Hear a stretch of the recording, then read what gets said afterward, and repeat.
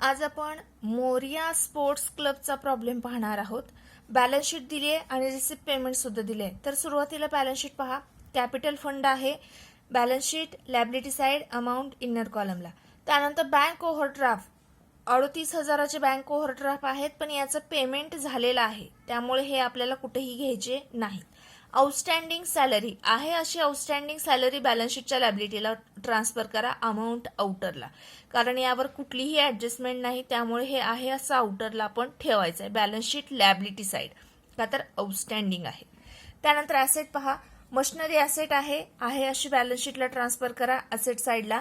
त्यानंतर outstanding subscription मागच्या वर्षीचं आउटस्टँडिंग आहे 8,000, बॅलन्स शीट असेट साइडला अमाऊंट इनरला का तर ऍडजस्टमेंट आहे. मागच्या वर्षीचं आउटस्टँडिंग असल्यामुळे balance sheet asset side amount inner column. Prepaid insurance premium आता गेल्या वर्षी प्रीपेड केलाय, म्हणजे हे कधीच असणार आहे, करंट इयरचा असणार आहे. गेल्या वर्षी प्रीपेड केलेला आहे म्हणजे हा करंट इयरचा इन्शुरन्स प्रीमियम आहे. अमाऊंट 2,000 ही आहे अशी अमाऊंट आपल्याला एक्सपेंडिचरला नोंदवायची आहे. अमाऊंट इनरला घ्या का तर याच्यावर परत ऍडजस्टमेंट आहे म्हणून. प्रीपेड जेव्हा प्रीपेड इन्शुरन्स प्रीमियम, इन्शुरन्सच्या बाबतीतच असा प्रॉब्लेम येतो बघा हा नेहमी. प्रीपेड इन्शुरन्स प्रीमियम जर तुम्हाला बॅलन्स शीटच्या असेटमध्ये दिला असेल तर हे तुम्हाला आहे असं एक्सपेंडिचरला नोंदवायचंय का तर गेल्या वर्षीचं प्रीपेड होतं, म्हणजे हे करंट इयरचा एक्सपेन्सेस आहे म्हणून हे आहे असं एक्सपेंडिचरला घ्या. Amount 2,000 amount inner कॉलमला. Furniture 15,000 asset आहे, ॲसेटला ट्रान्सफर करा अमाऊंट इनर कॉलमला. त्यानंतर हे कॅश आपण घेणार आहोत का 12,000, ही घ्यायची नाही का तर ही सुरुवातीची कॅश आहे. त्यानंतर outstanding locker rent. Locker rent outstanding आहे. आता लॉकर रेंट या ठिकाणी हा लॉकर रेंट जो आहे तुमचा हे इन्कम आहे आणि इन्कम आउटस्टँडिंग आहे, त्यामुळे हे कुठे घेतलेलं आहे बॅलन्स शीटच्या असेटला. तुम्ही सुद्धा ही अमाऊंट बॅलन्स शीटच्या असेटलाच नोंदवा, फक्त अमाऊंट इनर कॉलमला येऊ द्या. ठीक आहे. तर यातलं मशिनरी ॲसेटला नोंदवायचे, सबस्क्रिप्शन ॲसेटला नोंदवायचे, फर्निचर ॲसेटला नोंदवायचे, आउटस्टँडिंग लॉकर रेंट सुद्धा ॲसेटला नोंदवायचे. या सगळ्यावर ऍडजस्टमेंट आहे, फक्त मशिनरीवर नाही. पण प्रीपेड इन्शुरन्स प्रीमियम तेवढा कुठं नोंदवायचा आहे, एक्सपेंडिचरला नोंदवायचा आहे, लक्षात राहू द्या. त्यानंतर इन्कम अँड एक्सपेंडिचर पहा. Sorry, receipt payment account. आता रिसिप्ट पेमेंट अकाउंट इथं चुकून लॅबिलिटी झाले बघा. ठीक आहे. हे प्रिंटिंग मिस्टेक भरपूर आहेत आपल्याकडे, त्यामुळे इथं काय असलं पाहिजे होतं, रिसिप्ट साइड असलं पाहिजे होतं आणि ही पेमेंट साइड. तर हे दुरुस्त करा. हे लॅबिलिटी झाले, त्याला काय करा, रिसिप्ट करा. ठीक आहे. हे बॅलन्स ब्रॉट डाऊन आपण घेत नाही. सबस्क्रिप्शन इन्कम आहे, इन्कमला नोंदवा, याच्यावर ऍडजस्टमेंट आहे अमाऊंट इनर कॉलमला. त्यानंतर एंट्रन्स फी. आता एंट्रन्स फीच्या समोर काय दिले, कॅपिटलाइज. कॅपिटलाइज म्हटलं का सरळ ही एंट्रन्स फी कुठं ट्रान्सफर करायची तर कॅपिटल फंड मध्ये ऍड करून टाकायची. त्यानंतर लॉकर रेंट ऍडजस्टमेंट आहे. हे जे स्पोर्ट्स क्लब आहे यांनी लॉकर ठेवलेले आहेत, जे खेळाडू आहेत, स्पोर्ट्समन आहेत, त्यांच्या साहित्य ठेवण्यासाठी लॉकर ठेवलेले आहेत आणि त्या लॉकरचा रेंट हे इन्कम आहे या क्लबचं, त्यामुळे हे कुठे येणार, इन्कम साइडला ऍडजस्टमेंट आहे अमाऊंट इनरला. त्यानंतर डोनेशन कंसात काय दिले, कॅपिटलाइज. डोनेशन कंसात दिले कॅपिटलाइज, म्हणजे हे डोनेशनची अमाऊंट कॅपिटल फंड मध्ये काय होणार, ऍड होणार. ठीक आहे. ही रिसिप्ट साइड झाली. आता पेमेंट साइड पहा. पेमेंट साइड बघा, इथं हे बँक ओव्हरड्राफ्टचं पेमेंट केलेलं आहे, म्हणजे आता बँक ओव्हरड्राफ्ट घ्यायची गरज आहे का, नाही. बँक ओव्हरड्राफ्ट आपण कुठेही नोंदवणार नाही. त्यानंतर सॅलरी एक्सपेन्सेस आहे, एक्सपेंडिचरला घ्या सॅलरी. त्यानंतर इन्शुरन्स प्रीमियम ॲसेटमध्ये होता बघा 2,000चा आणि परत आता आहे 11,000चं. पहिले 2 प्लस 11 टोटल झाले 13. अमाऊंट इनरलाच राहू द्यायची, याच्यावर ऍडजस्टमेंट आहे. त्यानंतर इंटरेस्ट पेमेंट साइडला दिलाय, म्हणजे एक्सपेंडिचर आहे, एक्सपेंडिचरला घ्या 1,400. रिफ्रेशमेंट एक्सपेन्सेस, रिफ्रेशमेंट वाटावी, खेळाडूंना फ्रेश वाटावं त्यासाठी केलेला खर्च. रिफ्रेशमेंट एक्सपेन्सेस 4,200 एक्सपेंडिचर आहे, एक्सपेंडिचरला घ्या. फर्निचर 30,000 ॲसेट आहे, ॲसेटला नोंदवा. आणि त्यानंतर आहे by balance carried down. Cash balance, bank balance दोन्ही, कॅश बॅलन्स आणि बँक बॅलन्स दोन्ही येणार बॅलन्स शीटच्या असेट साइडला. आता याच्यानंतर ऍडजस्टमेंट पहा. सबस्क्रिप्शन रिसिव्ड, चालू वर्षी जे सबस्क्रिप्शन मिळाले इथं पहा, चालू वर्षी किती सबस्क्रिप्शन मिळाले, 1,05,000, बरोबर आहे. त्या सबस्क्रिप्शन रिसिव्ह मध्ये काय सांगितलंय, इन्क्लूड्स ₹3,000. या सबस्क्रिप्शन मध्ये किती इन्क्लूड्स आहेत, 3,000. कधीचे, 2018-19 म्हणजे लास्ट इयरचे याच्यात 3,000 इन्क्लूड्स आहेत. ते काय होतील, अगोदर लेस होतील. ठीक आहे. आणि त्यानंतर सांगितले आउटस्टँडिंग सबस्क्रिप्शन फॉर 2019 अँड 20 म्हणजे 2019-20 आउटस्टँडिंग किती आहे, 14. हे 3,000 लेस करा आणि हे 14 काय होणार, ऍड. करंट इयरचं आउटस्टँडिंग ऍड होतं आणि लास्ट इयरचं जे काही असेल ते काय होणार, लेस होणार. त्यानंतर ऑन 31 मार्च 2020 इयर एंडिंग आहे तारीख. Prepaid insurance premium was ₹2,500. Year एंडिंगला प्रीपेड इन्शुरन्स प्रीमियम आहे 2,500. टोटल इन्शुरन्स प्रीमियम मध्ये 2,500 लेस करा आणि सेकंड इफेक्ट बॅलन्स शीटच्या असेट साइडला. ठीक आहे. Number 3, depreciate furniture by ₹3,000. फर्निचरवर 3,000चं डिप्रिसिएशन आहे. फर्निचर मधनं डिप्रिसिएशनची amount less. Next, locker rent outstanding for 2019-20 is ₹400. Locker rent, हा जो लॉकर रेंट आहे त्यातला काही आउटस्टँडिंग आहे, आणखीन मिळायचा आहे. किती मिळायचा आहे, तर 400. एक म्हणजे लॉकर रेंट मध्ये ऍड करा आणि सेकंड लॉकर रेंटवरचा आउटस्टँडिंग म्हणजे लॉकर रेंट इन्कम आहे आणि इन्कम आउटस्टँडिंग असल्यामुळे सेकंड इफेक्ट ऍसेट साइडला होणार. ठीक आहे. तर हे झालं प्रॉब्लेम आणि त्याच्या काही ऍडजस्टमेंट. तर याचं प्रत्यक्ष सोल्युशन आपण पाहूया. बघा, आपण लॅबिलिटी साइड सुरुवातीला ट्रान्सफर केले, कॅपिटल फंड ट्रान्सफर केलाय, 64,500 इनरला ट्रान्सफर केलाय का, तर याच्यावर बराच ऍडजस्टमेंट आहे. त्यानंतर बँक ओव्हरड्राफ्ट आहेत, हे आपण घेणार नाही का, तर त्याचं पेमेंट झालेलं आहे. त्यानंतर आहे आउटस्टँडिंग सॅलरी आहे, अशी आउटस्टँडिंग सॅलरी लॅबिलिटीला नोंदवलेली आहे का, तर याच्यावर कुठलीच ऍडजस्टमेंट नाही. त्यानंतर असेट साइड पहा, मशिनरी आहे 69,000ची आहे, अशी मशिनरी बॅलन्स शीटच्या असेटला आपण ट्रान्सफर केली. त्याच्यानंतर आहे आउटस्टँडिंग सबस्क्रिप्शन. आउटस्टँडिंग सबस्क्रिप्शन आपण घेतलेला आहे ऍसेट साइडला, अमाऊंट इनरला. ठीक आहे. त्यानंतर होता prepaid insurance premium. Prepaid insurance premium हा पहा इथे येतो. प्रीपेड इन्शुरन्स प्रीमियम एक्सपेंडिचर आहे, एक्सपेंडिचरला येणार अमाऊंट 2,000. त्याच्यावर ऍडजस्टमेंट असल्यामुळे अमाऊंट इनरला घेतली. त्याच्यानंतर फर्निचर आहे पहा, तुमचं फर्निचर असेटला दिलं तर तुम्हाला 15,000चं फर्निचर आहे असं बॅलन्स शीटच्या असेटला लिहिले, अमाऊंट इनर कॉलमला. आणि त्यानंतर आउटस्टँडिंग लॉकर रेंट सुद्धा होता. आउटस्टँडिंग लॉकर रेंट आहे ₹500, हा सुद्धा आपण आहे असा बॅलन्स शीटच्या असेटला अमाऊंट इनर कॉलमला घेतली. त्याच्यानंतर आहे रिसिप्ट अँड पेमेंट अकाउंट. आता रिसिप्ट अँड पेमेंट अकाउंटची सुरुवात होतीये सबस्क्रिप्शननं. सबस्क्रिप्शन होतं 1,05,000चं आहे असं इनरला घेतलंय, 1,05,000चं सबस्क्रिप्शन. त्याच्यानंतर आहे एंट्रन्स फीस. एंट्रन्स फीचं काय सांगितलंय, कॅपिटलाइज सांगितलंय, म्हणून आपण काय केली, entrance fee, total entrance fee capital fund मध्ये ऍड केली 9,300. त्यानंतर आहे लॉकर रेंट, इन्कम आहे लॉकर रेंट, इन्कम साइडला घेतली amount 1,500, amount inner कॉलमला.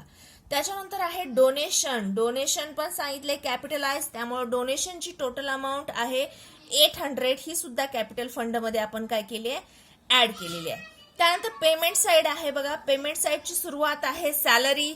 Salary transfer केली आहे 17,500 एक्सपेंडिचरला.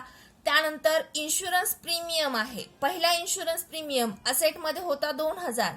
त्यानंतर परत सांगितलेला आपण इन्शुरन्स प्रीमियम पेड केला 1,000, म्हणजे हा 2,000 जो आहे तो गेल्या वर्षी आपण पेड केला होता. या चालू वर्षासाठी गेल्या वर्षी ज्यादा पैसे दिलते ते 2,000 आहेत आणि परत आपण दिले आणखीन 11,000, असा टोटल इन्शुरन्स प्रीमियम भरलाय आपण 13,000चा. ऍडजस्टमेंट असल्यामुळे अमाऊंट इनरला घेतली आहे. त्यानंतर इंटरेस्ट आहे 1,400चा आहे असा इंटरेस्ट एक्सपेंडिचरला नोंदवा. त्यानंतर रिफ्रेशमेंट एक्सपेन्सेस आहे 4,200चे एक्सपेन्सेस आहे एक्सपेंडिचरलाच नोंदवा. त्याच्यानंतर फर्निचर आहे पहा, आता हे फर्निचर, पहिलं हे फर्निचर होतं बॅलन्स शीटच्या असेट मधलं, म्हणजे सुरुवातीचं फर्निचर होतं 15,000. परत पेमेंटमध्ये फर्निचर दिले, म्हणजे हे फर्निचर न्यू फर्निचर आहे, न्यू परत परचेस केलेलं फर्निचर आहे. हे कितीच आहे? 30,000चं.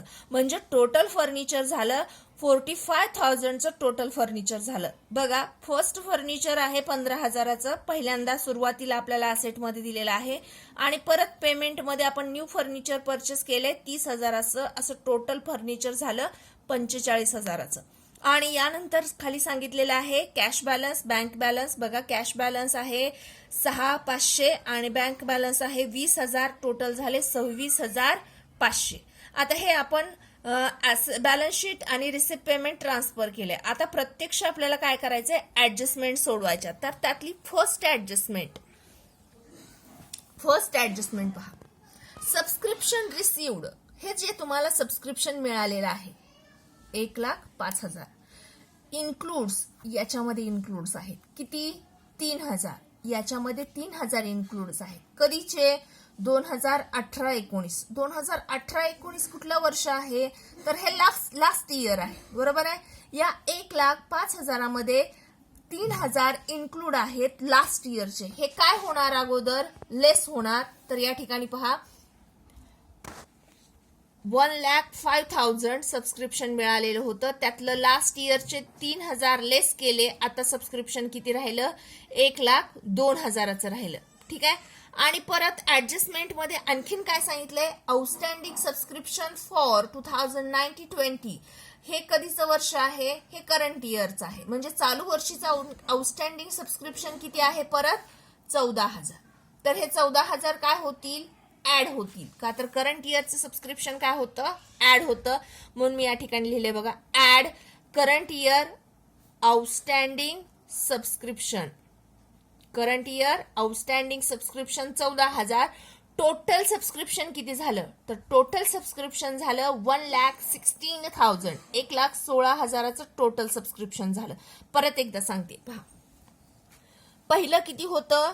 आपल्याला सबस्क्रिप्शनसाठी पैसे मिळाले होते 1,05,000. त्यातले 3,000 कसे होते? लास्ट इयरचे होते. लास्ट इयरचं असल्यामुळे आपण ते लेस केलं. का? तर इन्कम एक्सपेंडिचरला फक्त करंट इयरचा इन्कम आणि करंट इयरचाच एक्सपेन्सेस घेतला जातो. मग लास्ट इयरचे लेस केल्यानंतर राहिले किती? 1,02,000चं. परत सांगितलेलं आहे या 1,02,000ला परत काय सांगितलं की 14,000चं आणखीन आउटस्टँडिंग आहे. म्हणजे चालू वर्षीचं आणखीन 14,000 सबस्क्रिप्शन मिळायचं राहिले. आणखीन चालू वर्षीची 14,000ची वर्गणी मिळायची राहिली आहे. त्यामुळे ते आउटस्टँडिंग काय केलं? आपण ऍड केलं. तर टोटल झालं 1,16,000. 1,16,000चं. हे इथलं लक्षात आलं. आता हे याचा सेकंड इफेक्ट ऍसेट साइडला पहा. बघा, बॅलन्स शीटच्या असेटमध्ये तुम्हाला जुने म्हणजे प्रॉब्लेम दिलेला आहे. त्या प्रॉब्लेम मध्ये ऍसेट साइडला तुम्हाला दिले पहा, आउटस्टँडिंग सबस्क्रिप्शन किती दिले? 8,000चं. म्हणजे गेल्या वर्षी तुम्हाला 8,000 मिळायचे राहिलेले होते, बरोबर आहे. गेल्या वर्षी 8,000 मिळायचे राहिले होते. त्यातले या वर्षी किती मिळाले? 3,000. का? तर आपल्याला काय सांगितले? 1,05,000मध्ये 3,000 इन्क्लूड आहेत लास्ट इयरचे. म्हणजे 8,000 मिळायचे राहिले होते, त्यातले मिळाले किती? 3,000. म्हणजे आणखीन बाकी किती आहे? 5,000. आणखीन किती बाकी आहे गेल्या वर्षीचं? 5,000. गेल्या वर्षीचं आउटस्टँडिंग आणखीन बाकी 5 आहे. आणि परत करंट इयरचं आणखीन बाकी किती आहे? 14,000. Current year subscription, current year outstanding subscription ते किती आहे? 14,000. म्हणजे मागच्या वर्षीचे 5 मिळायचे राहिलेत आणि चालू वर्षीचे 14. असं टोटल आउटस्टँडिंग होणार 19,000. परत एकदा सांगते, 8,000 गेल्या वर्षीचे होते, मिळायचे राहिले होते. हे आपल्याला असेटमध्ये सांगितलेलं आहे. त्यानंतर ऍडजस्टमेंटमध्ये काय सांगितलं तुम्हाला की 3,000 इन्क्लूड्स आहेत. चालू वर्षी जे तुम्हाला 1,05,000चं मिळालेलं आहे त्याच्यामध्ये 3,000 इन्क्लूड्स आहेत. हे लास्ट इयरचे आहेत. मिळायचे राहिले होते 8, पण त्यातले 3 मिळाले. मग आता बाकी किती आहेत? आणखीन 5 बाकी आहे लास्ट इयरचं. आणि करंट इयरचं बाकी 14. असं टोटल झालं 19,000 आउटस्टँडिंग सबस्क्रिप्शन. येतं लक्षात. त्यानंतर नंबर सेकंड ऍडजस्टमेंट 31 मार्च 2020 म्हणजे इयर एंडिंग आहे. इयर एंडिंगला प्रीपेड इन्शुरन्स प्रीमियम वॉज ₹2,500. चालू वर्षामध्ये 2,500चा इन्शुरन्स प्रीमियम प्रीपेड आहे, म्हणजे जादाचा केला. प्रीपेड याचा अर्थ काय, तर जादाचा केलेला खर्च. हे प्रीपेड म्हणजे नेक्स्ट इयरचा खर्च असतो. नेक्स्ट इयरचा खर्च असल्यामुळे हा आपण काय करतो, लेस करतो. म्हणूनच आपण या ठिकाणी काय करणार आहोत, हे आता टोटल आपण इन्शुरन्स प्रीमियम किती दिला, 13. कसा दिला ते सांगते.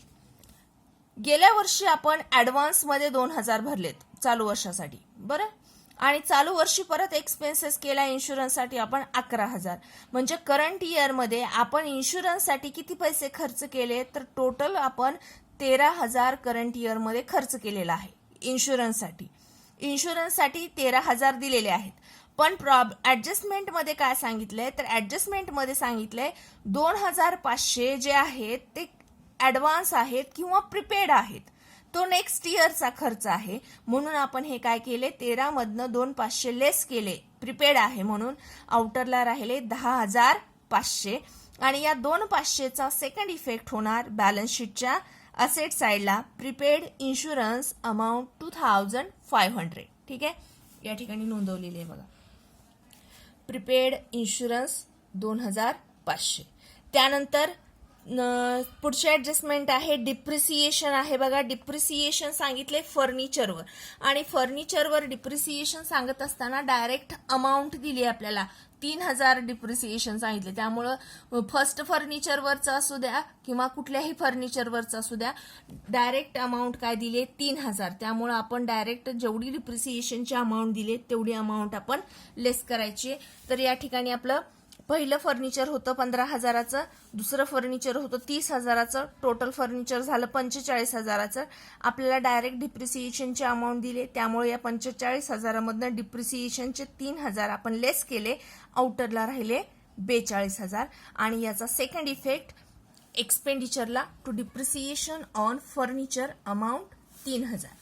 याच्यानंतर लास्ट आहे लॉकर रेंट आउटस्टँडिंग फॉर 2019-20. म्हणजे चालू वर्षीचा लॉकर रेंट आउटस्टँडिंग आहे, तो किती आहे, 400.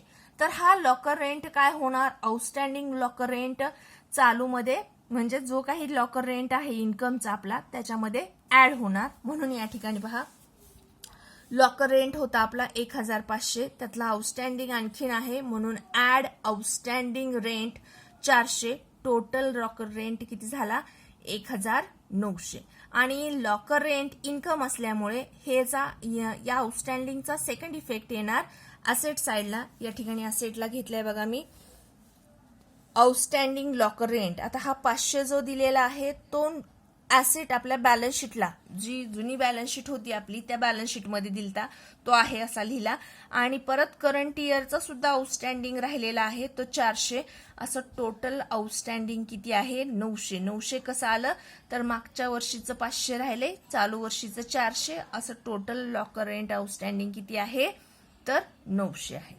तर अशा पद्धतीनं हा प्रॉब्लेम पूर्ण झालेला आहे बघा. इन्कमची टोटल येते 1,17,900. त्यामधनं एक्सपेंडिचरची अमाऊंट लेस केली तर तुम्हाला सरप्लस मिळतो 81,300. सरप्लस कॅपिटल फंड मध्ये ऍड करा. कॅपिटल फंड मध्ये काय काय ऍड केलंय, एंट्रन्स फी ऍड केली, डोनेशन ऍड केले आणि सरप्लस ऍड केले. आणि मग टोटल कॅपिटल फंड येतो 1,55,900चा. आणि बॅलन्स शीट क्लोज होतीये 1,59,900. ठीक आहे, तर अशा पद्धतीचा हा प्रॉब्लेम आहे. स्वतः सोडवा म्हणजे आणखीन जास्त लक्षात राहील.